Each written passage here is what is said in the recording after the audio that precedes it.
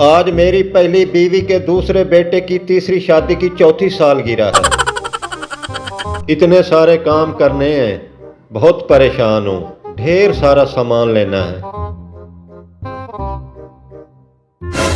अरे यार, ये बहरा कहाँ से आ रहा है? इसने तो दिमाग की चटनी बना देनी है। मुझे पहले भी बहुत सारे काम हैं। कहाँ जा रहे हो?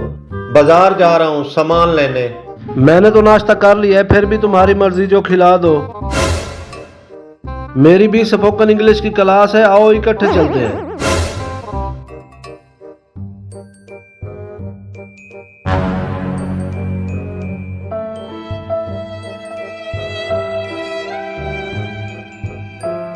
ये क्या हुआ इस बंदे को?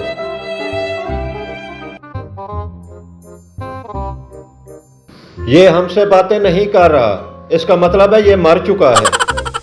तुम दही बल्ले खा लेना और मैं फ्रूट चाट खा लूंगा। ये देखो, इसने कंघी नहीं की हुई, इसका मतलब है इसको किसी ने कत्ल कर दिया है। इसको कोलेस्ट्रॉल का मसला लग रहा है, इसको जूती सिंघाओ।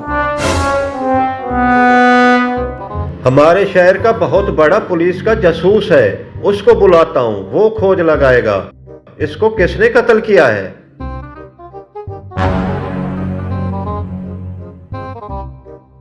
जासूस साहब, जल्दी से यहाँ आ जाएं, यहाँ एक कत्ल हो गया है, उसका सुराग लगाएं।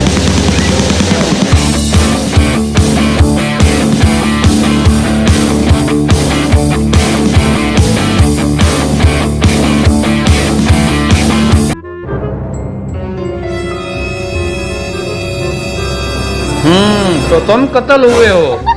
मैं तो जिंदा हूँ। जासूस तुम हो या मैं? तुम्हें ज्यादा पता चलता है या मुझे? आपको।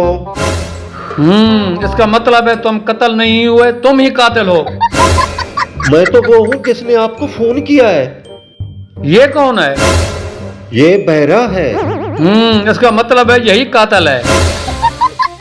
क्या तुमने पहली दफा कत्ल किया है? मैं ज्यादा नहीं खा सकता, मुझे मोशन लग जाता है। इस बंदे को तुम पहचानते हो? मेरे लिए ना समोसे मंगवा लेना, मुझे जलेबी नहीं पसंद। तुम 7:34:50 पर कहाँ थे? मैं वॉशरूम में था। हर कातिल यही बहाना करता है।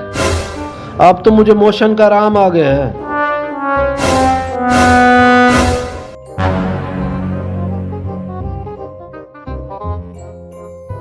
लगता है कातिल बहुत शातिर इंसान है, उसके नाम तक का हमें नहीं पता।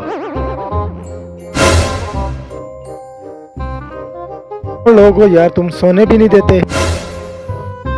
क्या तुम्हें पता है तुम्हें कत्ल किसने किया है?